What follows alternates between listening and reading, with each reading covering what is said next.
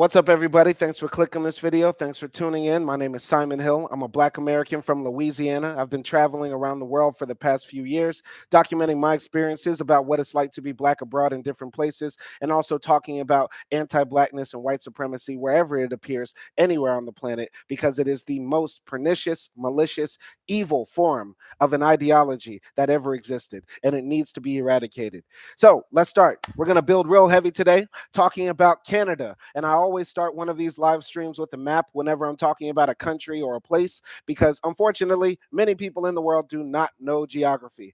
It's something that we want to combat as well. So we're talking today about Canada, this very large country. I believe it's the second largest country in the world after Russia. It borders the United States to the north, and I believe Russia as well on its northern part. And we're going to be talking today about this area, the western side of Canada, Vancouver. Now, as you see from the title of this live stream, there are people in Canada, unfortunately, who want to bring back segregation, who want to bring back the era of Jim Crow.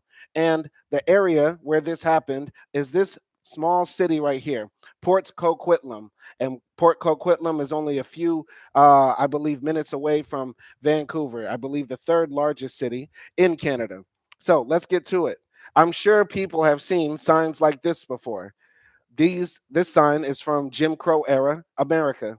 I'm sure people have seen signs like this before. This is from apartheid era South Africa.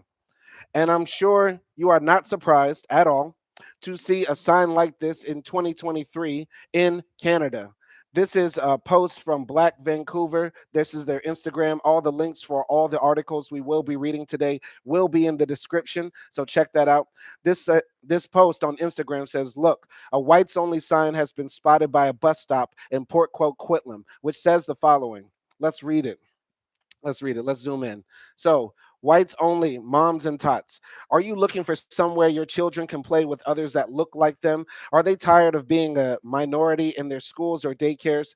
Escape forced diversity and join other proud parents of European children as we create an atmosphere in which our kids can feel like they belong. Invest in your child's sense of well being and racial identity by giving them the gifts of time spent amongst their own people because they deserve it. So, let's talk about this. There are some people who might say, there are organizations that specifically target Black people, places where Black people can congregate, send their children to be in that environment. There are places that do that for other ethnic minorities, Indians, East Asians, Arabs, different sorts of groups like that. Why is a sign that says whites only different, and why is it offensive? Because we have to understand we live in a system of white supremacy. There are Black children who go to school in Canada in classrooms where they are surrounded by white people, and then they face explicit anti-Black racism, and that affects the minds, hearts, and souls of those Black children. And then they grow up hating themselves. They grow up having negative views about Black people, about Africa, and that sort of thing. And this is the system of white supremacy that affects the minds of people.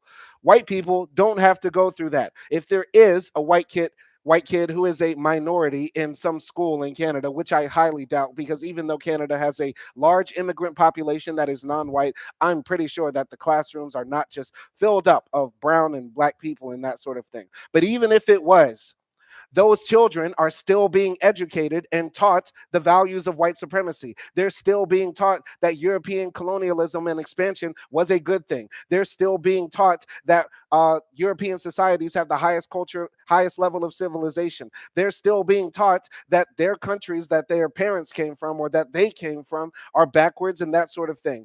People are still being indoctrinated with white supremacy in the classroom, in society. So white people don't have to go through this system where they are then told you are less than, or that your way of life is bad, or that your people are degenerate or backwards and that sort of thing. This is why it's inherently different. Might there be some kids in school who will pick on others and that sort of thing? I don't know why this thing keeps popping up. Yes, that might be the case. But we do not live in a world, and I hope we never do, where white people are picked on and targeted and hurt because of their race or their skin color at the same level and rate that Black people are or other minorities are. Let's keep it real. Let's keep it real. And on top of that, white is not a culture.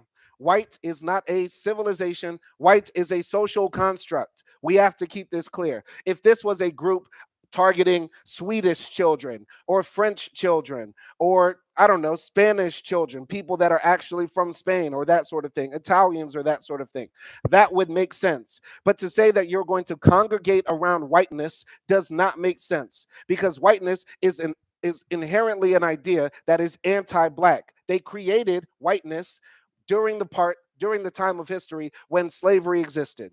It was just a distinction, a social condition and distinction meant to differentiate people who could be enslaved and oppressed and people who were free from that oppression and slavery. White is not a culture. Period. Period. That's why this is offensive. That's why this is wrong. And that's why it doesn't make I don't use Instagram a lot, but Sienna DJ, this sign is horrible. This is crazy, but no one thinks it's ironic coming from a page called Black Vancouver. What does it matter? Of course, black people are going to point this out because black people are the main ones pointing out white supremacy. I hate the comment section on the internet because, unfortunately, there are a lot of white supremacists out there who make excuses for that sort of thing. I'm trying to read more of the comments. I'm clicking them and nothing is coming up. Let's see if I can open the link in a new tab with the comments. And no, I still can't see them more. Okay, I can't see anything more. I would love to read the comments with you all, but let's get into the story of this whites only sign, and we're going to break this down even more. So, whites only sign for a mom and top play group in Coquitlam draws outrage. The city of Port Coquitlam and Mayor Brad West said the posters advertising the whites only group for mothers and children were vile garbage. This was published on September 25th, 2023. So, this is a very recent story. This is not an old story. This literally happened yesterday. So, let's build. By the time Port Coquitlam resident Cyrita Moore saw the social media post about a whites-only moms and tots group, most of the posters pinned up at bus stops and at shopping malls had been taken down. But her anger lingered Monday. I was really upset because my daughter is 20 years old. This is her community that she was raised in, and that sign was a block away from my house. I'm not exactly sure how many Black Canadians there are. I'm sure they're in the millions and that sort of thing. And I'm including biracial people or African immigrants into that group as well. But I'm pretty sure that there's a substantial amount of Black people in Canada, right? As along with a lot of other ethnic minorities and racial minorities, because Canada is very diverse now and they're allowing a lot of immigrants to come in. But I'm pretty sure the Black Canadians have faced systemic racism that we don't hear about on the outside world, or at least not if you're not from Canada. Because for me, Canada has this perception of being a place that's very liberal, that's very open, that's not very white supremacist, but that's because I come from America, which is an explicitly racist country that is very vile to Black people. But Canada, at least from my American perspective, has the reputation of being more open and welcoming. But we're going to delve in more into Canada's horrible history against Black people and build more on that. So, let's go. A group calling itself the White Tri-City Parents and Tots posted the signs advertising a play group for mothers and children to join other proud parents of European children as we create an atmosphere in which our kids feel like they belong. They included a QR code to an account on the messaging app Telegram. It had attracted about 200 members before it was shut down. Some discussed support for the group and getting together in person. Ain't that a shame? That's a shame. So white people see this in Canada, and around 200 people signed up for it. 200 people scanned the QR code to get that information on their phone. What does that tell you guys? I tell you this all the time in my live stream chat. The white supremacists are out there. People who think like this are really out there. It's not a joke. You put up a whites only sign, and instead of white people being aware, cognizant, woke enough to know that, hey, that is wildly offensive. That is something that's probably put on by a neo-Nazi or a white supremacist and that sort of thing. And they scanned it and they said, yep, I agree with that. Let me find out more about this type of organization. If I saw a sign that said, Black supremacy group, let's get together and congregate and talk about how much we hate the white man, I'm not going to scan that QR code, because I know that group does not agree with what I have to say. I don't hate white people. I don't hate any group of people at all. What I do hate is white supremacy. This idea that there is a group of people that are supreme over others and needs to dominate over others, and that their way of life and civilization needs to be promoted and propagated to other people. That's wrong. That's wrong. And instead, white people see this explicit white supremacist message. Some white people saw this explicit white supremacist message and said, that's right. I agree with that. And that's horrible. Let's continue reading. So, Moore's friend Tara Priest joined the group and took screenshots of some of the online conversations. It makes me very angry this is happening. I love Canada for the very reason they are hating on. It's terrible, Priest said. On Sunday, one thread from the group itself said, "Hello, everybody. We are encouraged by the response already and hope you can hang in there until we are all comfortable going in person." Wow.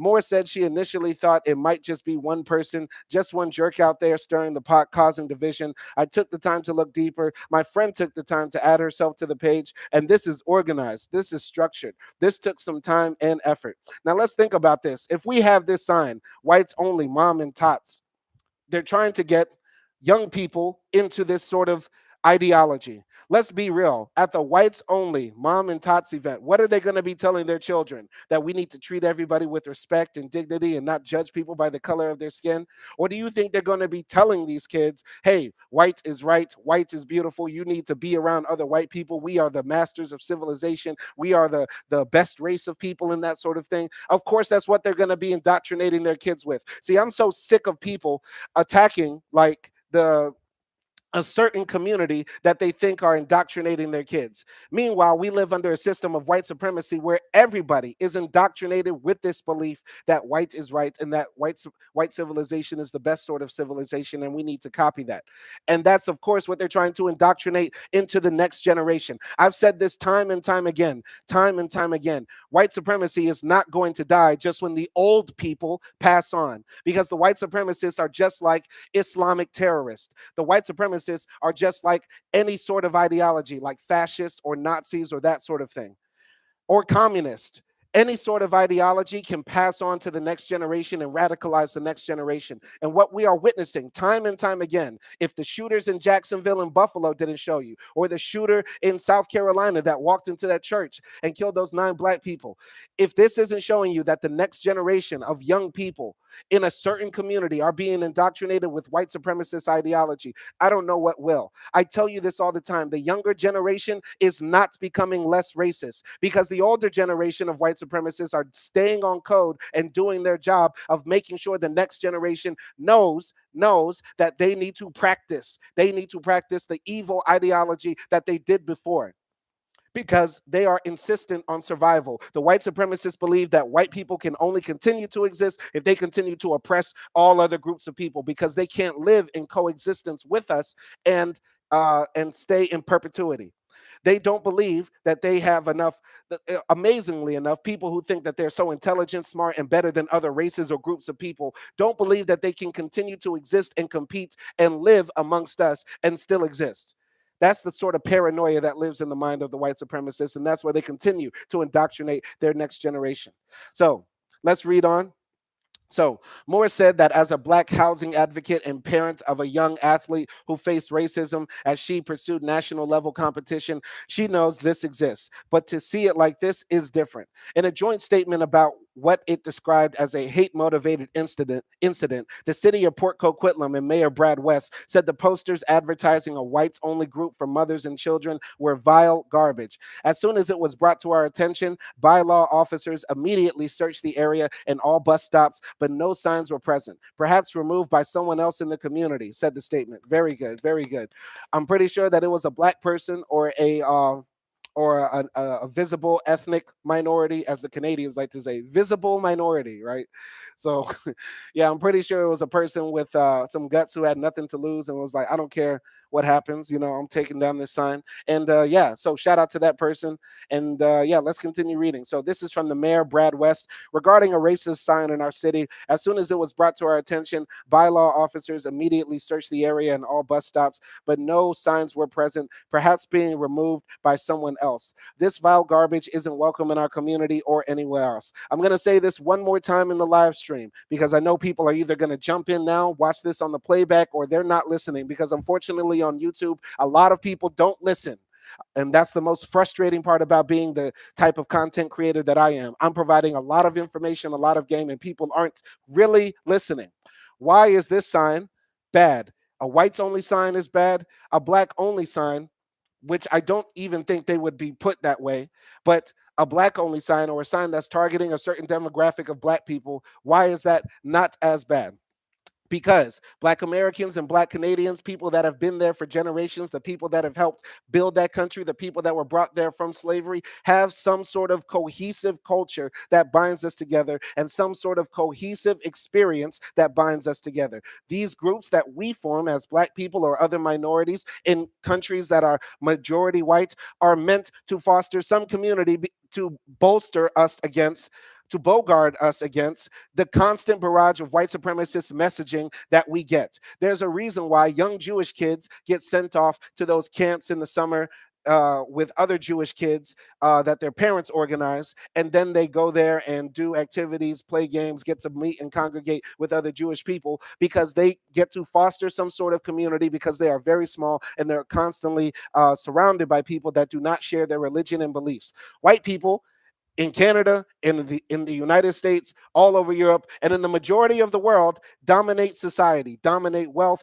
dominate culture, and that sort of thing. They don't need to have some sort of place to congregate by themselves. The whole world is their oyster. We live under a global system of white supremacy. The white kids being advertised to come to the whites only mom and tots are going to see the same kids that they see in elementary, middle school, and high school. They're like, hey, mom, why are you bringing me to this group? I just hung out with Johnny yesterday. Hey, mom, why do I have to go hang out with Katie and Dan again? I just saw them at high school.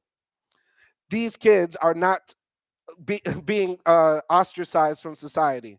White children, white people are not under attack. This paranoia that exists in the minds of the white supremacists is insane. It's insane. When we do it as visible ethnic minorities or people that are non-whites, we are trying to protect ourselves and protect our children from white supremacist ideology and domination. That's what we're trying to do. When y'all do it, it's just purely racist. It's purely racist. And yes, double standards do exist because we don't live in a world where everything is equal. I don't get treated and viewed the same as a white man in Canada or in America or anywhere else in the world. Therefore, we're not going to have the same sort of ability to do the same things at the same rate and at the same scope. I hope that's clear for anybody. And if you disagree with me on that, bring some more logic. Don't just say you're racist in the comments, Simon, because I'm not racist. How can I be racist? My wife is white. I love doing that. I love doing that. I love when white people say I can't be racist. I have a cousin, brother's friend, aunt who married a black guy. I can't be racist. Well, I can't be racist. My wife is white. Gotcha. All right. Let's keep building. So the same statement said Coquitlam RCMP, I think that stands for Royal Canadian Mounted Police, were aware of the incident and encouraged anyone with information to contact police at this number using the file number this. So Coquitlam RCMP said in the statement it collects reports on hate motivated incidents in response to the rise in cases motivated by hate based on race, gender, or sexual orientation. It described these incidents as when a person is targeted by another person motivated by hate in a way that is not a criminal offense. The city of Coquitlam said it in another news release that the posters were racist because they explicitly exclude certain groups based on the race, and they have no place in the city. It's a flashpoint right now. We're seeing a real surge of hatefulness based on characteristics, protected characteristics of groups that historically have been discriminated against and marginalized, said Margot Young, a professor at the University of BC's Allard School of Law, who specializes in constitutional and social justice law. And it seems that people are feeling more empowered and emboldened to come out and say sentiments that are destructive of a society, of a just and fair society. Ain't that true? Ain't that true? Listen, we're living in an age where the white supremacists feel like they are under attack. They see the news about people crossing borders, they hear about the declining birth rates, and they take all these things to heart as if you can do, as if you, one individual, can do anything about declining birth rates, as if you, one individual, can do anything about illegal immigration to Europe or the Americas. No, but these people are so obsessed with protecting the right white race and protecting white children and that sort of thing. They go to extreme lengths to embarrass themselves, to embarrass themselves. You know, if you really want to send your kids to a whites only mom and tots in Canada, you don't have to advertise it. You don't have to form a group. You just have to move 5 blocks away and you're in a super all white area in Canada. It's the same in America. It's the same almost anywhere in Europe. These people who are so obsessed with making sure that they continue to walk down the street and see Katie, John, and Bill waving hi to them from the local Starbucks or whatever, right? These people who are so obsessed with sort of keeping this sort of white enclaves of society, you still have them. There are plenty of them. There are places in the world that I've gone in Europe, in America, there are places in America and in Canada for sure where they have not seen a black person, or if they've sparingly seen a black person. In Canada or in America, it's not hard to find a white enclave or a place where only people that look like you are there. Y'all did a very good job, Canada, of exterminating the Native Americans. Same with America as well. Same with the US. Y'all did a very good job of that. So y'all have plenty of space in this very large country to go hide and congregate and have whites only everything. It's already there for you. That's the silliest thing about the white supremacists. They have all of this land, all of this territory, all of this space. They've conquered multiple countries, and yet and still they feel like paranoid, schizophrenic schoolgirls. They feel like just the pussiest of pussies. Like, how can you have whole countries like Canada, the US, Argentina, all of Europe. You can go anywhere in the world as a white supremacist and be worshipped like a god. You can go to Asia and get 20 Thai women ready to jump on cock. And yet and still, y'all act like this. Man up, man up. Let's go. So, Young said she thinks this incident would fall under Section 7 of the Human Rights Code under British Columbia law, sorry, which covers discriminatory publications. It says that a person must not publish, issue, or display or cause to be published, issued, or displayed any statement, publication, notice, sign, symbol, emblem, or other representation that A, indicates discrimination or an intention to discriminate against a person or a group or a class of persons. Police cannot bring charges based on the Human Rights Code. An individual who is discriminated against or subject to discriminatory speech or someone else representing that interest brings a complaint to the Human Rights Tribunal. There are exemptions to the code where a party could say it was not intending to discriminate and it just wanted to have its own gathering, said Young. Section 41 of the code allows for clubs and groups such as charitable, philanthropic, educational, fraternal, religious, and nonprofit organizations to exist for the primary purpose of promoting the interest and welfare of an identifiable group. The exemption specifies that an organization or corporation must not be contravening the code. That would be hard to fit this into, but it might. That would be their defense, said Young. Post Media reached out to the group's organizers by email, but did not get a response. I think better than persecuting these people for their crimes, because honestly it might be a bit tedious and a bit of a waste of people's tax dollars. I think just expose the people. I think we just need to get some good old public shaming. We need to find out everybody who organized this group, the people that put up this sign, the people that signed up for it. Let's put their information out there and their faces out there, because the one thing the white supremacists hate is seeing the light of day, because they are scum. They are like mold. They don't want to see the light. They don't want people knowing who they are, because they know their ideas are stupid. The reason I show my face on YouTube, the reason I'm so able to talk freely, is everything I say right now, I'm willing to back up and say in front of anybody. Anybody who comes and asks me, hey, Simon, what do you think about anti-black racism? What do you think about white supremacy? What do you think about this topic? I'm ready to give my full-throated opinion, because I know my opinions are based on facts, logic, and reason. It doesn't come from a place of self-hate. It doesn't come from a place of hate for others. It doesn't come from a place of paranoia. It doesn't come from any of these weird places that the white supremacists go to justify their sick ideology. My things are based on logic and reasoning and mulling over these ideas and challenging my own ideas. Instead, what the white supremacists do is have fear, have anger, have hate. They are motivated by the worst of emotions, by the basest forms of human ideas, and they end up doing stupid stuff like this: whites only, moms and tot signs in Canada. Think about that, man. You're in Canada. And I don't care. I know somebody in Canada is going to come later and said we're being invaded by immigrants, where the Indians are taking over, there's Africans coming all over. Stop it. Stop.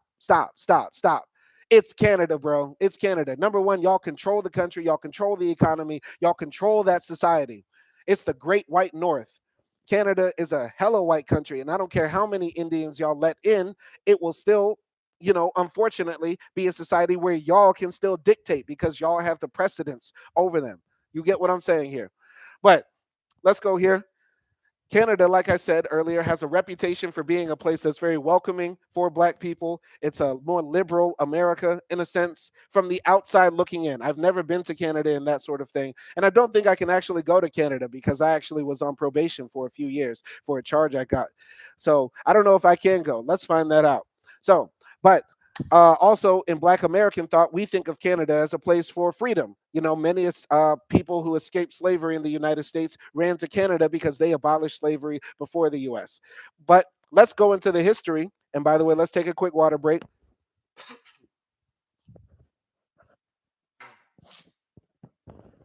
Let's go into the history of racial segregation of Black people in Canada because America makes the whole world think that this is okay, which made South Africa think that this was okay. And now some people in Canada think that this is okay. Whites only signs. Listen, I'll never let America off the hook. We know that all of the white supremacy in the world generally comes from America and Western European civilization. But let's continue reading here. This was published on the Canadian Encyclopedia. All the links will be in the description of this video. You can read this for yourself. This article is by Natasha Henry Dixon, published originally on May 28th, 2019. Racial segregation is the separation of people or groups of people based on race in everyday life. Throughout Canada's history, there have been many examples of Black people being segregated, excluded from, or denied equal access to opportunities and services such as education, employment, housing, transportation, immigration, healthcare, and commercial establishments. The racial segregation of Black people in Canada was historically enforced through laws, court decisions, and social norms. This is a picture here of Leonard Braithwaite, Canada's first Black MPP, which I believe is their version of a senator or elected representative in their democracy. Chattel slavery, the practice of treating people as personal property that can be bought, sold, traded, and inherited, was abolished in most British colonies, including Canada, in 1834. However, the segregation of Black people in Canada was justified for many years afterwards by perpetuating ideas about racial inferiority that have been used to justify Black enslavement. Historically, practices of racial segregation differed across the country, often according to province or local community. So here's a did you know section. The town of St. John, New Brunswick was incorporated by royal charter in 1785. The first mayor was Gabriel G. Ludlow, a slave owner. While Ludlow served as mayor from 1785 until 1795, several restrictions were placed specifically on the growing Black population. Many of these restrictions stayed in place long after he left office. For example, until 1870, Black people could not take an oath to gain the status of freemen. They were prohibited from practicing a trade or selling goods in the city, barred from fishing at St. John Harbor, and could not live within the city limits unless they were employed as a servant or laborer. I want everybody who's watching this video now or in the playback, if you're from Canada, I want you to leave a comment and let me know. Did you know about the history of Black people in Canada in school? If you're a Black Canadian and you were growing up, did they teach y'all about this? Because I know in the US, they barely, because we have a lot of white supremacist teachers, they barely talk about slavery. They glance over slavery. They glance over apartheid. Because a lot of my teachers growing up, my history teachers, except for maybe one, have all been white. And of course, they're going to teach slavery and what happened to us with some sort of bias and slant. And I know in Canada, it's probably the same thing. A lot of Black brothers and sisters in Canada are probably being taught by hidden or implicit or in the closet white supremacists, right? So they're probably not going to touch at all, the history of Black people in Canada. And I know there's a lot of attention now in Canada talking about the treatment of the Indigenous people because they used to send the Indigenous kids to these schools that they used to force them to go to, and they would strip Indigenous kids away from their parents and then force them to learn English, give up their traditional religions and cultures and ways of dress, and become like white people, to become civilized, is what I heard it happened in Canada, right? I taught a lesson about it in one of my English classes, right? And I know that's a big talking point there, but I would like to know from Black Canadians or Black people who have been to Canada, is the history of the segregation and anti-Blackness that was endemic to Canada from the beginning, is it taught in the schools? Let me know. So let's keep building. So many black Canadians were racially segregated in primary schools by the mid 19th century. Ontario and Nova Scotia set up legally segregated schools to keep black students separate from white students. Black students had to attend different schools or attend at different times. In some other provinces, white families enforced an informal segregation by blocking black students from attending schools. Activists from the black community fought against segregation in schools. The last segregated school in Ontario closed its doors in 1965. God damn, 1965. The last one in Nova Scotia closed in 1983. I want everybody to realize how near that is. My father was born in 1960. Canada still had segregated schools in 1965. Not that different than America. Let's keep it real. Let's keep it real. So when we see these signs like what appeared in Canada, whites only mom and tots, they're following a history. This isn't new for Canada. I know a lot of people think Canada is the place to be right now. And one of the biggest things that surprised me when I started traveling the world is that as Americans, we go to different countries and we expect that everybody wants to come to America, right? Then the number one thing that surprised me when I started traveling and talking to people and I asked them, hey, if you could leave your country, where would you want to go? A lot of people told me Canada. More often than not, I heard Canada before I heard any other country. And then after Canada, it will be something like Switzerland or the UK. And then maybe at 4 or 5, it might be America. Now, possibly people were telling me that because they were embarrassed because I'm an American right in front of them. So it might seem a bit weird saying, I want to go to your country, man. I don't know why you're over here in Indonesia. You know what I mean? Maybe, maybe. But a lot of times people were just blunt and say Canada, or it would just be something that they spoke about in conversation regularly. I'm gonna just keep it a buck, man. So Canada has a very good reputation around the world right now because of their more liberal policies and their anti-Americanness, meaning that they're the opposite of America. It's like bizarro America, right? But yeah, we have to keep it real. Canada's had a very long, brutal history, not that much different than America. Keep it a buck. Let's keep building. Canadian universities, particularly medical schools, often rejected black students' applications on the basis of race. This was notably the case of Dalhousie University, the University of Ontario, McGill University, and Queen's University. Admitted black students faced restrictions that white students did not have. Only a few hospitals accepted black medical interns. Black women who applied to study nursing also faced racial restrictions. Wow. This is amazing history. We don't hear anything about this. Housing and home ownership. Historically, black Canadians' access to colonial land grants and residential housing were often restricted based on race. For instance, some black loyalists in Nova Scotia and Ontario did not receive land grants as promised. Those who did were given smaller allotments allotted on land that was of poorer quality, and in some places, physically segregated from white settlers, such as the historically black communities of North Preston in Nova Scotia and Elm Hill in New Brunswick. There are many examples of land titles with restrictive covenant clauses used to prevent the sale of rental property to people of African descent and other racialized groups. For example, a clause in Vancouver real estate deeds going back to at least 1928 and included as late as 1965 stated that the grantee or his heirs, administrators, executor, successors, or assigns will not sell to, agree to sell to, rent to, lease to, or permit or allow to occupy the said lands and premises, or any part therefore thereof, any person of the Chinese, Japanese, or other Asiatic race, or to any Indian or Negro. In the 1920s, city officials in Calgary, Alberta, also codified restrictive covenants to prevent black residents from purchasing homes outside of the boundaries of the railway yards. In Sarnia, Ontario, a 1946 property deed for a Lake Huron community of approximately 100 cottage lots specified the property could only be owned by whites of a particular background and could not be transferred by sale, inheritance, gift, or otherwise, nor rented, licensed to, or occupied by any person wholly or partly of Negro, Asiatic, colored, or Semitic blood.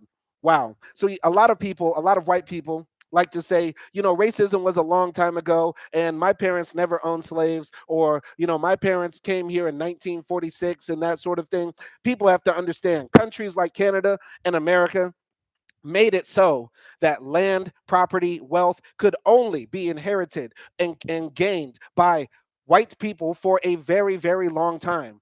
that generational wealth that accumulated for white people being able to own land, pass it down to their sons, their daughters, buy property, develop it, and that sort of thing, that wealth is inherited today. Even if you individually, as a white person, are not wealthy, your community is full of wealthy people that have a preference for you because of systemic white supremacy that is put into their minds and that sort of thing. Your community has had a long leg up over other people because of specific targeting of us, preventing us from accumulating wealth and gaining property and gaining capital.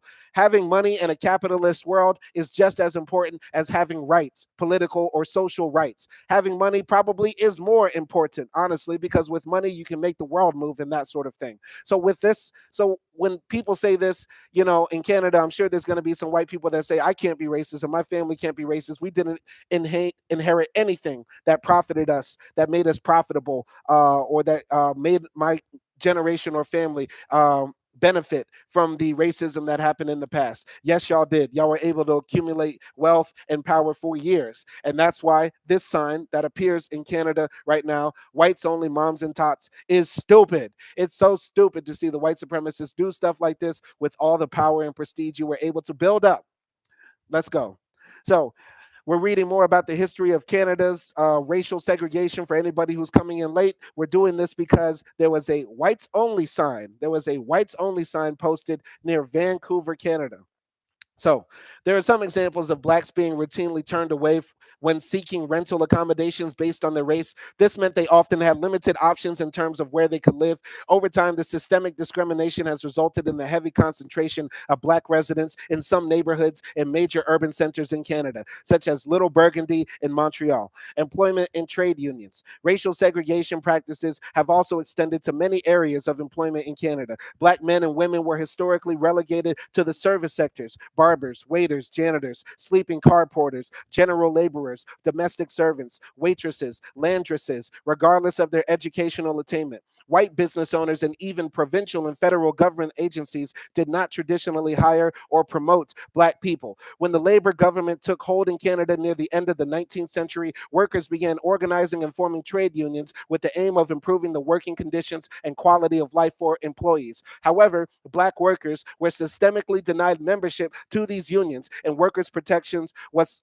reserved exclusively for whites. This is amazing history because, once again, we never hear about this history in America. We never hear about Canada as having racial segregation or apartheid or their version of Jim Crow, but it was very real. And to this point about trade unions, I find this very interesting. One of the things that I believe shot the left in the foot at the beginning of the 20th century was the racism that existed in a lot of the unions. In the US, we had big movements for people to have workers' rights, to get unionized, and to come together. But at the beginning of the 20th century, white supremacy was still in full effect. So a lot of the trade unions that tried to put on strikes in America against the factories that were exploiting people and making child labor laws and making people work 7 days a week and that sort of thing, a lot of the people that were striking against that would not allow black workers to join because of white supremacy, because of this fear that black people being in an organization delegitimizes it or minimizes the power that white people will have in that organization and that sort of thing. And so because of that, I don't I think that's one of the main reasons we don't have a socialist America or a more equal or fair America, because all that power that the unions could have had to radically transform America so that we could have free healthcare, universal education, paid maternity and paternity leave, and that sort of thing, all that momentum and power that the unions have, they didn't utilize it because they were so racist. Literally, white supremacy is self-destruct mode for white people. Instead of working with us to make a better society for all people, the white supremacists decide we would rather not have free healthcare. We would rather not give our kids free universal education at universities and that sort of thing. We would rather not have paid paternity or maternity leave because we hate you Negroes that much. We would rather not work with you than to give our children and our society what they need. And that's a shame. This is why white supremacy is stupid. And that's why we are going in on this white only sign posted in Canada. It's so dumb. It's all dumb. But let's read more about the history of racial segregation in Canada. Black men have served in militias, the British Army, and in the Canadian military, even when at times they were forced to serve in racially segregated units. In 1859, when black men in Victoria, British Columbia, expressed their interest in signing up as volunteer firefighters, they were rejected by the white male organizing committee. Governor James Douglas approved the establishment of a militia for black men wishing to offer their service to help defend against American expansion threats. The unit, officially sworn in 1861, was called the Victoria Pioneer Rifle Committee, also known as the African Rifles. This was one of the main reasons I don't think black people should serve in militaries in white supremacist countries or white dominated countries. Honestly, I don't think that it's right because historically these militaries have disrespected us. In the American military, it was segregated for a long time. They were scared to give black men guns and training. And in Canada as well, they discriminated against us as well. And also, black people should not be the face of Western imperialism. You know, Canada, the US, they often work together to go do horrible things like invade Iraq, invade Afghanistan. And when black men go abroad with guns and weapons to then dominate people in Iraq and Afghanistan and that sort of thing, that reflects badly on us. We should be fighting the white supremacists, not fighting with them to then carry out white supremacy across the world, because I view the invasion of Iraq, Afghanistan, Vietnam, Korea, all the horrible military interventions that America has done post World War II and even before have been examples of white supremacist violence done on a massive scale. And black men should not be a part of that. We should take the Muhammad Ali approach. We don't need to fight in a white man's army that's going to do the bidding of white supremacists and capitalists. That's not for us, in my opinion. I don't support black people joining the U.S. military or the Canadian military because not only are these organizations highly racist, but they're going to inflict pain and harm on other people across the world who have more in common with us in the fight against oppression and subjugation and white supremacy. Let's continue building. Black men who attempted to enlist at the outbreak of the First World War were routinely turned away and told it was a white man's war, as it should be. Y'all go kill yourselves. Seeking more men to serve in the war effort and in response to the pressure of black communities across Canada, an all black unit was proposed and approved in July 1916. While some individual black men were accepted in some combat units, the majority of black men, more than 600 who joined the Canadian Expeditionary Force, had to enlist in the number 2 Construction Battalion that was stationed in Pictou, Nova Scotia. No matter where they lived in Canada, the racially segregated unit did not see combat as white soldiers refused to fight alongside black men. The history of racism in Canada. Craig Matt says, "What's up? What's up, Greg Matt? We're building real heavy on racism in Canada because of the whites only sign that was posted here and the continued lunacy, idiocy of the white supremacists. They continue to shoot themselves in the foot. You have black men ready to die and fight for Canada and to fight in the World War, and instead, what they do, they send them to Nova Scotia to build hot dog stands. I don't know. Let's continue reading about segregation in Canada, a little known history. And if you're Canadian or if you've been to Canada and you're black, tell me in the comments. Leave me a note letting me know. Did they teach you about the anti-black racism and the history of that in Canada? Let's continue building. So, segregation in the commercial establishments in Canada. Theaters. There was segregated seating in some performance and movie theaters. In 1860, the dress circle in British Columbia's Victoria Colonial Theatre was reserved for whites. Black seating was limited to the gallery by the theater owner. An altercation took place when Mifflin Gibbs, his wife Maria, friend Nathan Pointer, and his young daughter attempted to sit in section reserved for whites while attending a charity event. This is Mifflin Gibbs. What an old school name. But this black Canadian just wanted to go to the theater and watch a show, and I'm pretty sure the white supremacists were so incensed. They were so out of their bodies just to see a black man sitting down in the theater watching a show with them. And we have to remember, guys, the fear and hatred of black men comes from negrophilophobia. Negrophilophobia, the fear and hatred and love of the black body. A lot of white men, a lot of white supremacists view the black man as a genetic threat to his existence because of their infatuation with our genitalia. Let's keep it a buck. We're keeping it real today. In February 1914, Charles Daniels, a porter, purchased a reserved seat on the ground floor of the Sherman Grand Theatre in Calgary, Alberta, for a performance of King Lear. When he went to watch the show, he was refused entry to the main floor due to the color of his skin. The box office clerk offered him seats in the upper balcony instead, where black people were permitted to sit. Daniels rejected this and hired a lawyer to file a lawsuit. The judge ruled in Daniels' favor, awarding him $1,000, which I'm sure back then was like $100,000 or something like that. Let's keep it real. And I'm going to be real with you. When I go to the theater, I like to sit at the balcony seats, but sometimes I don't sit in the balcony seats or sit at the back of the bus or that sort of thing because of my ancestors. I think, man, Rosa Parks would be so upset to see me sitting on the back of the bus right now, or to sit at the top of the theater or something like that. So that's why I sometimes sit in the front, but I actually prefer the view from the balcony at theaters. Let's go. Some theaters in St. John, New Brunswick closed their doors to black visitors in 1915, 22 years before the Viola Desmond incident in New Glasgow, Nova Scotia. Another black woman named Lulu Anderson was denied admission to the Metropolitan Theater in Edmonton, Alberta. In November 2022, Anderson sued the theater for refusing to sell her a ticket to watch a movie, but the provincial court ruled in favor of the theater's owner. Ain't that a shame? So in Windsor, Ontario, the Palace Theatre maintained a crow's nest for black customers in reference to Jim Crow segregation laws and practices. In Montreal, the Lowe's Windsor Theatre publicly announced that black customers would have segregated seating in what they called a monkey cage, the upper balcony of the Opera House. Ain't that a shame, man? See, the white supremacists are sick, man, and they are always on code because we see everywhere in the world this common slur for black people is monkey. We did this in the blackface video I did. They were calling us monkeys and that sort of thing, or referring to our children as monkeys. It's the white supremacists are very on code, and we need to be aware of that. We need to be aware that we need to always fight back against their ideologies and their slurs for us, because it's never okay. And shout out to the black Canadians that fought against these indignities, who resisted, who went to court, who made sure that their voices were heard to fight against this sort of segregation. Y'all are heroes, and salute to y'all. Salute to your ancestors, man. Water break. All right. White barbers were known to refuse to cut black men's hair, as they should. No black man should get his hair cut by somebody who is not used to 4C. Former Senator Calvin Ruck, for example, who was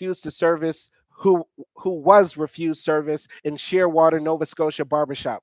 In Dresden, Ontario, all five barbershops and the sole hair salon would not serve black men and women. So, restaurants and inns. It was common for restaurants across Canada to deny service to black people. In 1943, civil rights activist Hugh Burnett, age 25, was refused service in a restaurant in Dresden, Ontario, while wearing his military uniform. When Burnett wrote a letter of complaint to then Liberal federal deputy minister Louis St. Laurent, who was told that racial discrimination was not against the law in Canada. In 1947, Dennis St. Helen, a West Indian student studying and working in New Glasgow, Nova Scotia, could not purchase a meal at a local restaurant because white customers would not come in. Wow. Wow. So, this was a tactic, by the way, a lot of the white supremacists used back in the segregation era. A lot of them would say, listen, we're not racist. Our establishment is not racist, but if we let black customers in, it might agitate the other non-black customers just because their black people are there. So we don't want to have disturbances in our establishment. So we will not permit black people to come into our businesses or to our restaurants or into our hotels and that sort of thing. We're not racist. We're just trying to maintain the peace and order. These are the sort of tactics that the white supremacists use in their ways of maintaining their power. Let's keep it real. So, while bars, pubs, and taverns were public spaces for interracial interaction, they were also another venue of public accommodation that were known to turn away potential black patrons. On July 11th, 1936, Fred Christie and another black acquaintance, Emil King, were refused service at the York Tavern in the Forum in Montreal after watching a boxing match. Christie sued for $200 and won in provincial court. Christie was awarded $25 and the tavern was ordered to pay his court costs. However, the tavern owners successfully appealed. determined Christie took his case all the way to the Supreme Court of Canada in 1935. They dismissed his case, arguing that private businesses were able to discriminate based on the race of their choosing. Some taverns in Saskatchewan, Ontario, and British Columbia allowed black visitors but had designated tables or side rooms for black patrons. Ain't that a shame? But the saddest thing is, this still happens today. I spoke about my experience in Kosovo where I was turned away from a bar. And listen, this is something that rests in my mind all the time, that I have the possibility going out with my wife or going out alone, not being able to enter a bar or a club just because of the color of my skin. Nowadays, they don't say it's the color of your skin. They say it's your J's, your shoes, your hat, your reservation, and that sort of thing. I spoke about this happening in Tunisia and several other places as well. It still happens today. There is still anti-black discrimination when it comes to patronizing party places, right? Clubs, bars, festivities and events like that. This still happens today, unfortunately, and that needs to stop. And racism is like radiation. You can't see it, but it kills you slowly, right? And the fact that I have to live with this in my mind for the rest of my life, that I could possibly not be able to enter this bar or club to meet up with somebody or have a drink or party by myself. I can't do that because of the radiation that's infected me. I have cancer now, right? I have cancer. They put that in my mind, and that's the saddest thing about this world that we live in. This white supremacist world hurts people in individual ways, and those things stay with you for the rest of your life, right? And there's nothing you can do about it except continue to build, right? And continue to fight against it. When we speak about racism, and I've been meaning to do a video about this for a long time, when we speak about racism, we're not admitting defeat. When we speak about racism, we're not saying, oh, woe is me, the world is against us, and I can never succeed or do anything better about that. I'm going off on a tangent right here, and I'm going to talk about this in the video. I swear, I've just been holding it off. But yeah, when we talk about racism or anti-blackness or the history of anti-blackness in our societies or different societies, we're not saying, oh, woe is us, we can never get past this, we can never succeed. We succeed despite of it. I'm on YouTube right now talking about this, making a living or trying to make a living by talking about the anti-black racism that's in the world. Hopefully I can educate you and also take care of myself and my family. I am using racism as a tool to motivate me to grow and prosper and develop and that sort of thing. That's the same thing you should be doing as well as a black person if you're watching this. We acknowledge racism, we acknowledge white supremacy's existence, but we don't let that hold us back. We acknowledge it and tell other people about it and make sure that we try to do something to change the world about it, but we do not, under any circumstance, say that white supremacy or racism holds us back. That's the talking point that the white supremacists like to use, the right wing, the conservatives like Candace Owens. They say all y'all do is talk about racism and blame the white man for why y'all can't come up. No, we are pointing out instances of white supremacy. We are not blaming the white man. We are talking about white supremacy, an ideology that has killed the world and infected the world and festered in people's minds. We are fighting against that, but still, we will be black excellence. We will still be black excellence despite what the world does to us. Let's get to the comments from Greg Mack. I've lived in Calgary, played in Edmonton, Vancouver, Windsor, Toronto, and Ottawa, Quebec, Montreal. I didn't have a problem in Canada and got a lot of love. I guess it's changed. Listen, I said this before. I haven't been to Canada, but from Greg Mack, from what you said you had a great time in Canada, and I agree with you. I agree with you 1,000%. Canada has a reputation now because of its liberal policies. It's more open to immigration. There are people from all over the world going to Canada, building and developing and that sort of thing. I would actually like to go to Canada generally because I think it's much safer than the US. There's less racial tension in the US, and it's a more evened society. It's not so polarized from the outside looking in like America, right? I actually probably would enjoy going to Canada to visit or living there. Real talk. That's a real statement. But we have to acknowledge once again the history of the anti-black racism. And the thing is, this whites only sign is a show, is a symbol of the symptomatic white supremacy that is latent in the minds of the people in Canada, right? Once again, the global white supremacists believe that they are a dying population. They are always in fear. They are always in fear that they are up next for genetic annihilation because they project what they did to us, we will do to them, which is not what we want to do. They think that they can't coexist around us, live around us, work around us, be around us, and not to go extinct, because that's all they know. Whenever they work and live around people that are different than them, they have to eliminate them, like they did the Native Americans and like they did for a lot of different groups of people around the world wherever they colonized, right? So let's continue building here. Hotels and inns in large cities and small towns frequently denied accommodation to Black people. During the mid to late 19th century, there were only a handful of Black owned inns where Blacks could stay. So here's a Did You Know section. Prince Edward Hotel in Windsor, Ontario, denied African American civil rights activist Mary McLeod Bethune a room in 1954 where she and First Lady Eleanor Roosevelt were invited speakers at Emancipation Day in the city.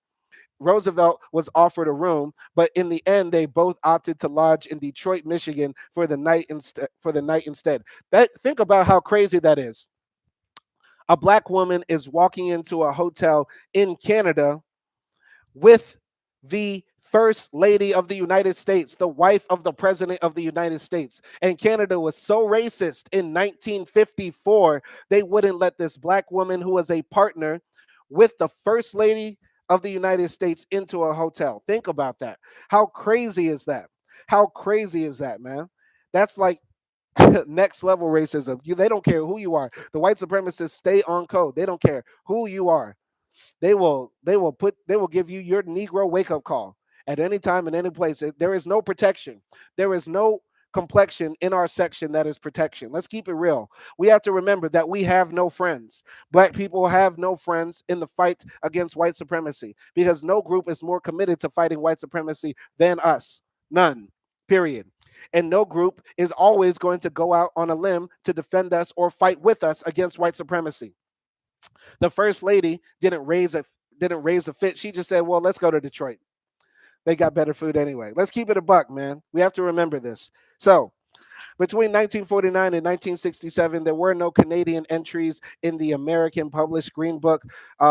There were Canadian entries. Pardon, I said there were no. So between 1949 and 1967, there were Canadian entries in the American motorists that identified places that welcomed Black patrons. This speaks to the racial climate of the time. You know, a lot of people in my comment section, before I even said it, compared my Black Sit series to the Green Book, like information for Black travelers to let them know. And I take that compliment very humbly. I am a mouse in the shadow of the mountain of my ancestors. All the people who wrote stuff like the Green Book to help provide information for other Black people, I will never ever be as great as my ancestors were and what they had to go through and what they contributed. I can only do my small part. But I would love to go to Canada and provide another Green Book entry into my Black Sit series. By the way, for anybody who's waiting for the Black Sit Budapest, it will be coming soon. I'm going to do it traditionally. I'm going to do it after I wait and live here for at least 3 months, like I did for all my other videos, not like the Albanian ones or Kosovo ones where I was there for only a few weeks and that sort of thing. But I'm going to build real heavy on Budapest, and I think you'll be fairly surprised by what you see. So, recreational facilities. Black Canadians could not historically access many public recreational facilities. In 1923, the Edmonton City Council passed an ordinance that barred Blacks from swimming in city pools after an outcry from the white public and the Edmonton Exhibition Association, which opposed mixed bathing. Skating rinks also refused admission to Black people, no matter the age. In 1945, 15-year-old Harry Gary Jr. and his white friend Donnie Jubas went skating at an indoor ice rink in Toronto, but they were told that Harry could not get a ticket because they did not sell tickets to Black people. On a civic holiday weekend in August 1930, approximately 300 members of the three Black churches in Chatham, Ontario, were visiting Seacliff Park in Leamington, Ontario, were ordered by the mayor and two city councilors to leave the park because they had breached a common local convention, which prevents colored people from making a rendezvous of the town or township or holidaying at the park, especially on a public holiday. Wow, so the whole mayor, even the mayor came out and said, "Hey, y'all niggas better get out of here." Ain't that crazy? That's crazy. So, cemeteries. Black people experienced racial segregation even in death with segregated cemeteries. The Camp Hill Cemetery in Halifax, Nova Scotia had a colored section where veterans of the number 2 Construction Battalion were buried. It was the policy of the Cemetery near Windsor, Nova Scotia, that not any Negro or colored person shall be buried in the St. Croix Cemetery. Cemeteries in Fredericton, New Brunswick, and Colchester, Ontario also restricted burials based on race. I know it's crazy because a lot of people, whenever you tell people that there used to be segregated cemeteries, they used to even bury dead black people and dead white people in different places. A lot of people say that's crazy because when they're dead, what's the point, right? Like everybody's now equal. Literally, death is the great equalizer for all of us, showing that all of this debates about, we need to have whites only places and we need to segregate ourselves, or segregation needs to be in effect because whites and black people are inherently different. It's proven to be false because we all die. Eventually, all of us have to die. We all have to leave this world and we will never be able to come back, right? But they segregated the cemeteries because they didn't even want families mourning the dead who were of different races to congregate. That's the reason why that happened. And that's just why I wanted to say that. So let's continue building transportation. Racial restrictions and public accommodations extended to some forms of public transportation, such as steamboats and stagecoaches. In the 1850s, blacks were barred from purchasing cabin class tickets on a steamer in Chatham, Ontario. In his 1851 tour of southwestern Ontario, Toronto resident Peter Gallego, the son of a free black man from Richmond, Virginia, who settled in Toronto in the 1830s, was told that he was not allowed to sit in the carriage with the other passengers on a trip from Hamilton to Brantford because of his race. The driver would only transport him if he rode on the outside seat, but Gallego refused. And now to the big topic, immigration. So, do you think black people could just easily immigrate to Canada? Let's find out. Water break.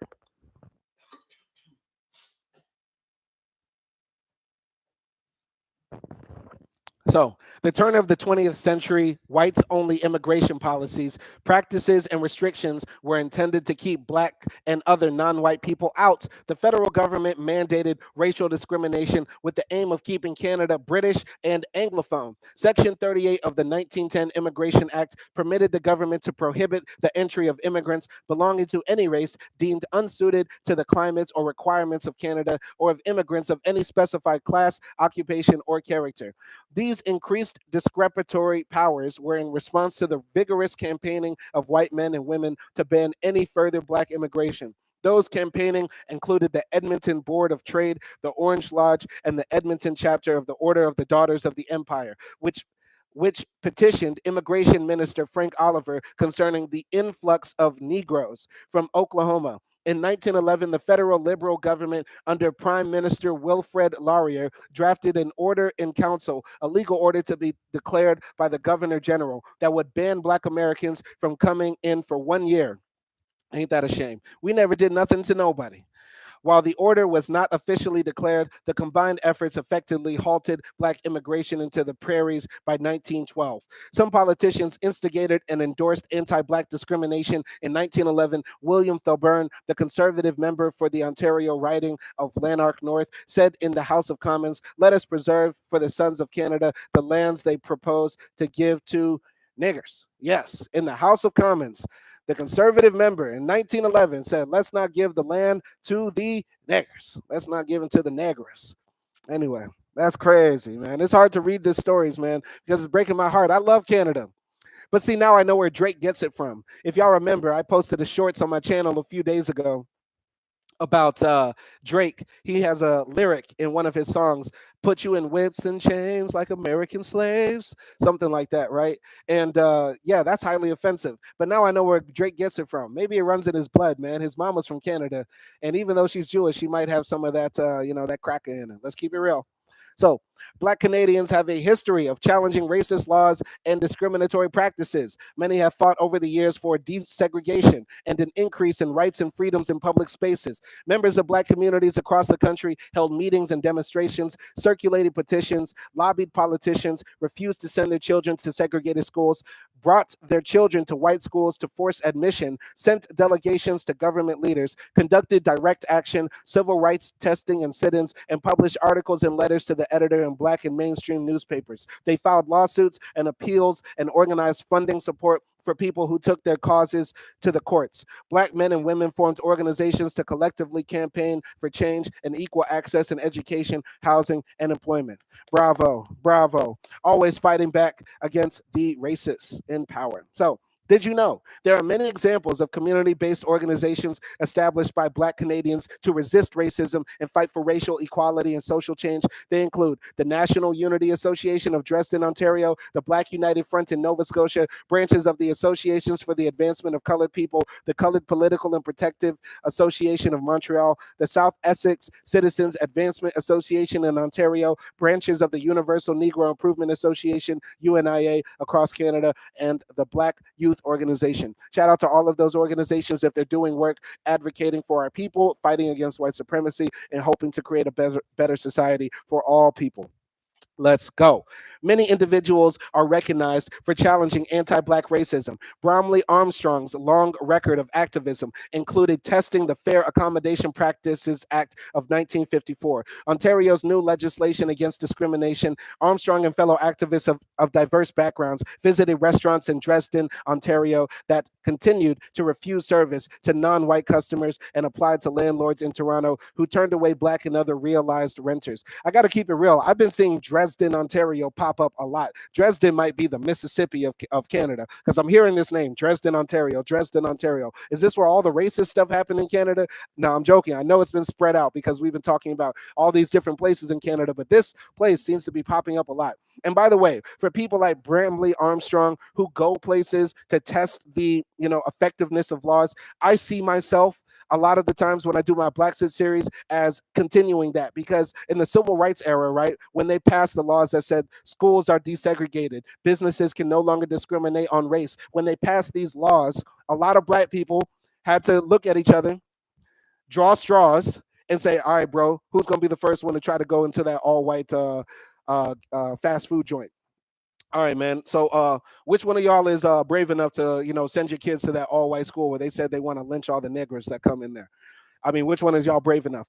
You know what I mean? I see myself as a continuation of that, because when I go to Albania, when I go to Turkey, when I go to Serbia, when I go to right-wing Hungary, right? I see myself as a continuation of that practice. So, because these countries all say, oh, we're not racist, we love Black people, but then when I go there, I have to find out, oh, y'all are still calling Black people nigger. Y'all are still doing blackface. Y'all are still harassing Black people.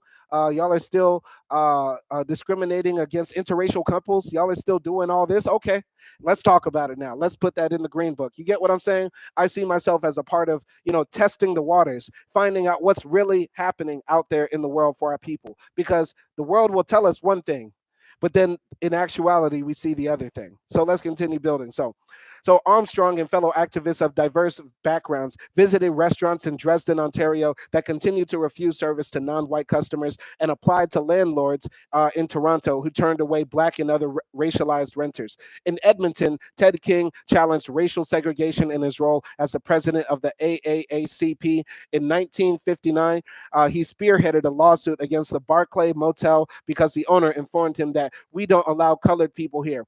King used the courts to effect social change. Marlene Green founded the Black Education Project in Toronto in the late 1960s to advocate for Black students who experienced systemic racism in the public school system. She wrote the first report on race relations in the Toronto Board of Education in 1979 after facilitating community consultations which detailed recommendations to address parent concerns. The human rights movement of the mid 20th century was spurred by countless Black people, other targeted groups, and their allies who resisted and struggled for change, equality, and justice. Black protests influenced the introduction of anti-racism legislation in different provinces and cities beginning in the 1950s, which decades later were reconsolidated into provincial human rights codes and the Canadian Charter of Human Rights and Freedoms. In 1954, Ontario enacted the Racial Discrimination Act, which prohibited the publication or display of any notice, sign, symbol, emblem, or other representation on lands, premises by newspaper or radio that indicated racial discrimination. 3 years later, the city of Toronto passed an anti-discrimination law that prohibited places that required city licenses to operate from practicing racial and religious discrimination, or their licenses would be revoked. Also in 1947, Saskatchewan became the first province to enact a Bill of Rights In 1951, Ontario passed the Fair Employment Practices Act to target discrimination in hiring practices and workplaces by establishing fines as well as a procedure for complaints. At the federal level, the Canada Fair Employment Practices Act became law in 1953. The two previous anti discrimination laws introduced in Ontario led to the 1954 Fair Accommodation Practice Act of Ontario, which prohibited the denial of services or facilities to anyone that were intended to serve the public. The Canadian Parliament passed a Bill of Rights in 1960, the first federal law to protect human rights and freedoms. However, it was only an ordinary statute that and was not enshrined in the Canadian Constitution or the British North American Act. In 1982, the Canadian Charter of Rights and Freedoms, entrenched in the new Constitution Act, provided a more comprehensive human rights legislation came into effect across Canada. So, all of that legislation is good, but as we still see in Canada, there are some white people in Canada and white supremacists in Canada, who are still clinging and clawing for the good old days when they could put up signs like this and there would be no ordinance that would take away your license to operate a business because you decide to discriminate on race.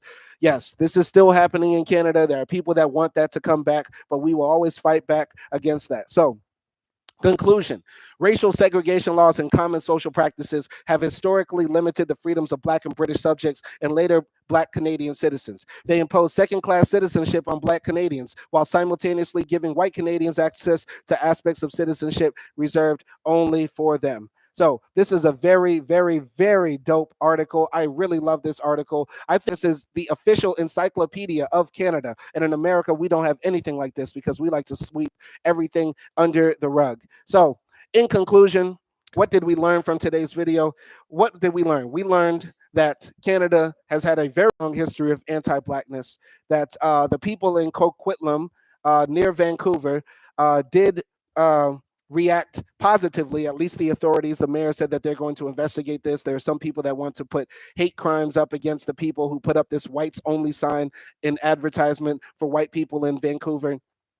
But unfortunately, around 200 people saw this sign, scanned the QR code, and said, I want to join. How can I be a part of that organization? Showing that white supremacy still is out there and still does exist. Once again, let's just get this very, very clear. For anybody who thinks that it is right to have a white only sign, you are a racist. You are a white supremacist, because white is not an identity that is real.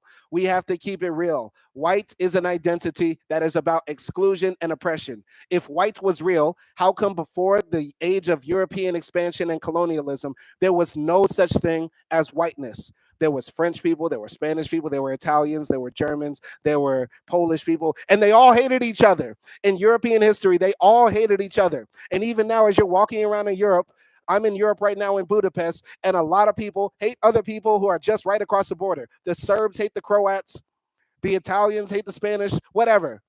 The Celts hate the Welsh. I don't know. There's a lot of stuff going on in Europe. There is no such thing as white unity. There is no such thing as white culture. There is no such thing as white civilization.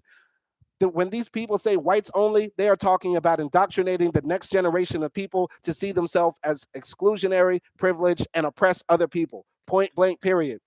When Black people get together, when other ethnic minorities get together, generally, it is not to hate another group of people, and generally, it is not to indoctrinate our children to think that they are superior to others. It is solely to protect our children against the influences of white supremacy on the mind. If there was a sign that said, Afro kids come together in the park and play, right? That's an advertisement for Black people in a society that is majority not Black, where there are a very small ethnic visible minority to come together and congregate to build some sort of community. White people dominate all over Canada, all over the US. There are tons of white people. You can go many places in Canada and not see a Black face, an Indian face, an Asian face. White people have to stop being paranoid.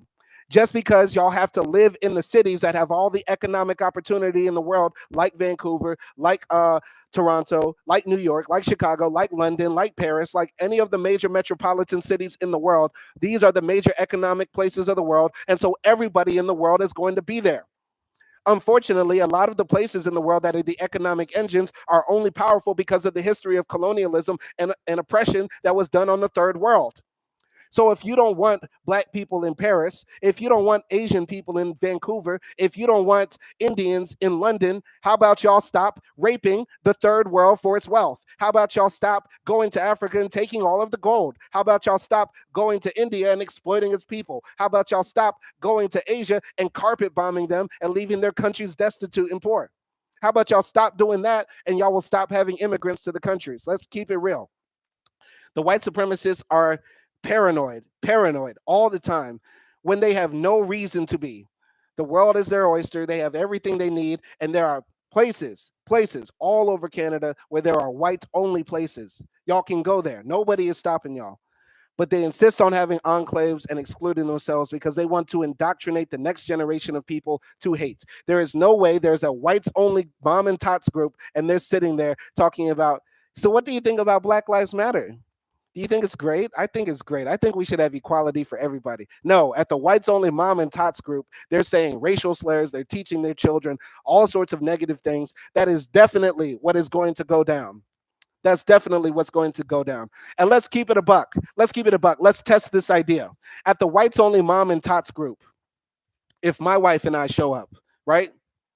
How do you think they would react to that?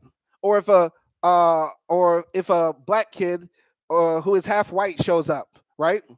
How do you think they would react to that? We know that they would probably say, "Oh, I'm sorry, but oh, this group, we just don't have accommodation for you. Yeah, I mean, look at the sign. It's whites only. I'm so sorry. Maybe there's another group on Thursday you can join, something like that." They're gonna be like that. Let's keep it real. But let's say it's the Afro kids group in the park, and white kids show up. Of course they're going to be welcomed. Let's keep it real. We don't have the same reaction to that sort of thing. If there was the Afro Indian kids all hanging out in the park and then a white family shows up, nobody's going to discriminate against them because that's not in our nature generally. Generally. There are some black people out there who are racist against white people and that sort of thing, but let's keep it real. Let's keep it real. This would not happen the same way it would at the whites only group. The whites only group is going to be a hard no, and at the Afro kids group or the Indian kids group, whatever, it's going to be like, hey, come on in. Sure, why not? Hang out with us. Let's talk. Let's build. Right. So that's all I have to say for this live stream. Shout out to everybody who tuned in. Shout out to Craig Mack. Shout out to people that will watch this on the playback. I thank everybody for the support. The subscribers are going up. The viewers are going up. I'm going to be releasing a lot more content and live streaming more, dropping more shorts. So y'all support your boy, build with me. Let's talk more. And peace.